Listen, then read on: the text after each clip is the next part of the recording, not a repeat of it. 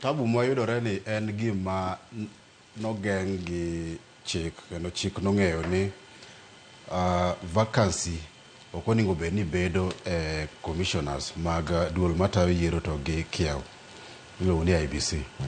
Chik wacho ni before dweche 6 kapok jakom mar IBC oritaya kata owuok, onego bed ni chako ng'iyo kaka inyalo ket ng'at makawo kare.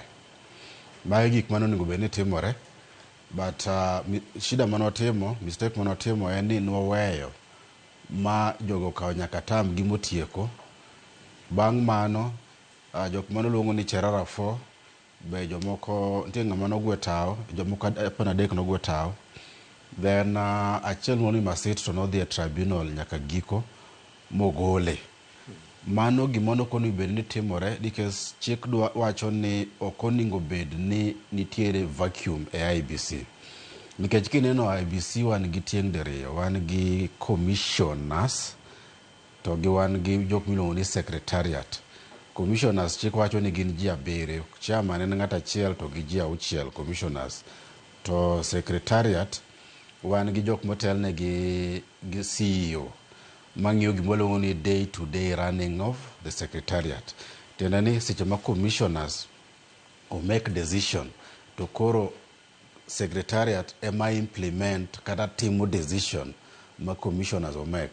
Koro tabu maduong' en ni to ka koro onge commissioners manyalo make decision, manyalo wacho ni onego bed ni timo kama, to onge gima secretariat nyalo timo. Gin sane ka gidhi gi report okinyi godhiambo to gima malong'o ginyalo timo onge.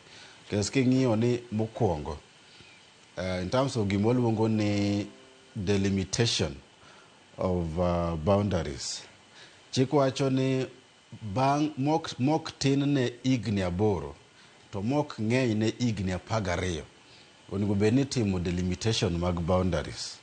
Tiende ni ing'iyo ni constituencies, kiew ma constituencies gin 290.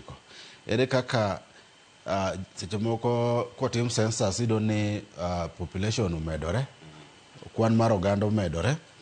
Seche moko iyudo ni kata mana e urban centers kata jomoko nitiere ni wan gi kabila moro mospile constituency, ere kaka inyalo chok gi together. Mano gibiro ni delimitation. To wach mar ward be seche moko iyudo ni nikech kwan mar oganda umedore, onego bed ni medo ward.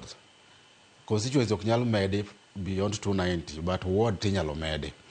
Koro ma en midhiero maduong' nikech deadline norumo March. To chik wacho ni ok onego bed ni time dweche 12 kidhi e yiero. Winjo.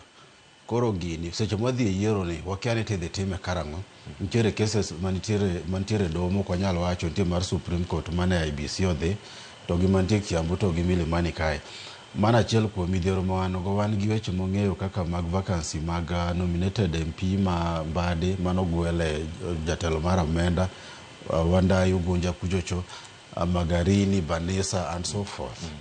Wan gi gik miluongo ni continuous registration mag voters ok nyal timore, procurement mag elections materials. Koro wan gi tabu maduong'. IBC Select Committee moting'o ji 9 mano onego bed ni ng'iyo kaka inyalo tim interview ma jokanyono manya bedo commissioners. Bomaka fwanda nikech nitie jok modhi e doho mawacho ni nokoyier IBC Select Committee no e yo makare, ni nitiere discrimination, representation nokotimo, ken face mar Kenya. Koro to mano IBC Select Committee no ema ne nyalo golo e chuodhoni. Kes gine mano onego bed ni gi interview ji to gi recommend for appointment. To ka koro doho be ochiwo chik machalo kamano. Koro en gimoko onego bed, ma is a great lesson monego bed ni the next electioneering period ok onego bed ni watimo tim machalo kamano.